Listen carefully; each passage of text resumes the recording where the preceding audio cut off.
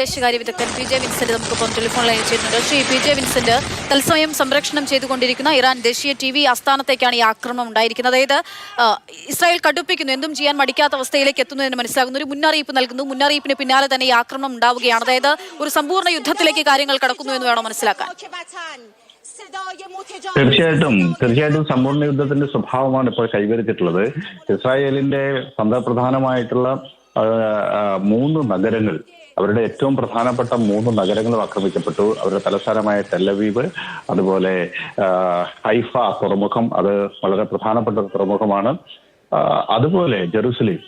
ഈ 3 നഗരങ്ങളും ആക്രമിക്കപ്പെടുകയും ഏകദേശം 23ഓളം ആളുകൾ കൊല ചെയ്യപ്പെടുകയും ചെയ്തു. 300-ലധികം ആളുകൾക്ക് പരിക്കുണ്ട്. അപ്പം സ്വാഭാവികമായിട്ടും ഇസ്രായേൽ പ്രതീക്ഷിക്കുന്ന ഒന്നല്ല ഇത്. ഇത്തരത്തിൽ ശക്തമായ ഒരു പ്രത്യാക്രമണം ഇറാൻ നടത്തും എന്ന് ഇസ്രായേൽ കരുതിയിരുന്നില്ല. അവരുടെ അയൺ ഡോമിനെയും ആരോ 1നെയും ആരോ 2വിനെയും താഡ് എയർ ഡിഫൻസ് സിസ്റ്റത്തെയും ഒക്കെ തുളച്ച് കയറിയിട്ടാണ് ഈ മിസൈലുകൾ തന്ത്രപ്രധാനമായ സ്ഥലങ്ങളിൽ നിപതിച്ചത്. അപ്പോൾ ഇതിനോടുള്ള ഇസ്രായേലിന്റെ പ്രതികരണം മാരകമാകാൻ തന്നെയാണ് സാധ്യത. കാരണം ഇറാന് ഇപ്പോൾ വ്യോമ പ്രതിരോധ സംവിധാനങ്ങളൊന്നുമില്ല. ഇറാന് മുകളിലൂടെ പറക്കുന്ന 5ാം തലമുറ യുദ്ധവിമാനങ്ങളായ F-35, അതുപോലെ F-15, F-16, F-18 തുടങ്ങിയിട്ടുള്ള യുദ്ധവിമാനങ്ങളെ ഒന്നും വെടിവെച്ചിടാനോ അവയെ തകർക്കാനോ പറ്റുന്ന ഒരു വ്യോമ പ്രതിരോധ സംവിധാനം ഇറാനില്ല. അതുകൊണ്ട് ഇറാൻ എക്സ്പോസ്ഡ് ആണ്. അവരുടെ മഹാനഗരങ്ങളായിട്ടുള്ള ടെഹ്റാനും അതുപോലെ ഇസ്ഫഹാനൊക്കെ 100% വ്യോമ പ്രതിരോധ ശേഷി ഇല്ലാത്ത അവസ്ഥയിലാണ് ഉള്ളത്.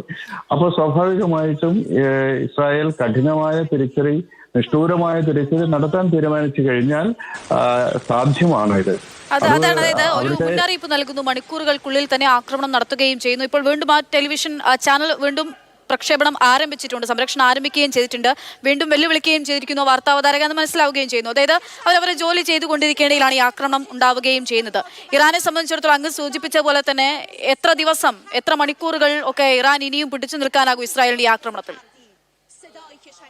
പിടിച്ചു നിൽക്കുക എന്നൊരു പ്രശ്നം അവിടെ ഉദിക്കുന്നില്ല. കാരണം ഇത് ഇറാൻ വളരെ സുശക്തമായ ഒരു രാജ്യമാണ് ആഭ്യന്തരമായിട്ട്.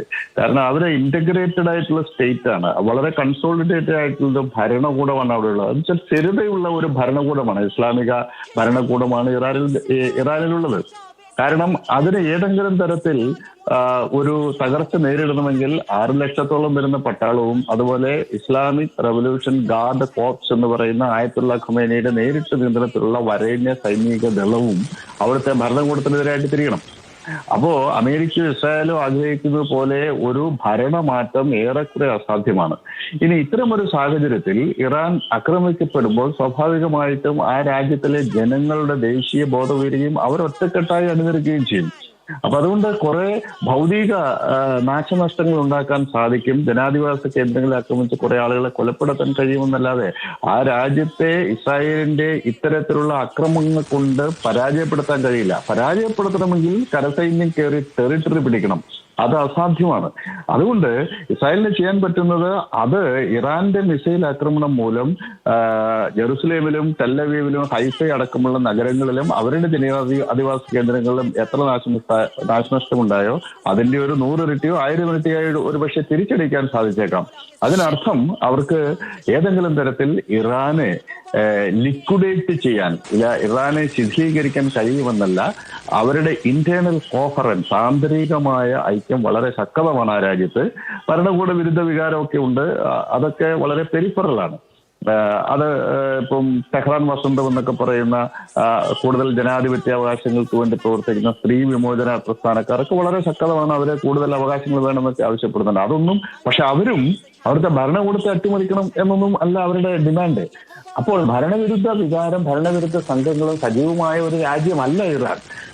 അതുകൊണ്ട് ഒരുപക്ഷെ വലിയ നാശനഷ്ടങ്ങൾ ഇറാൻ ഉണ്ടാകും എന്ന കാര്യത്തിൽ വലിയ നാശനഷ്ടങ്ങൾ സംഭവിക്കുന്നു എന്നുള്ളതാണ്. ഒരു ടെലിവിഷൻ ആസ്ഥാനം കത്തുന്ന കാഴ്ചയാണ് നമ്മൾ കാണുന്നത്. അവിടെ പുക പടർന്നു പിടിക്കുന്ന വാർത്ത അവതരിപ്പിച്ചുകൊണ്ടിരിക്കുന്നു അവതാരക.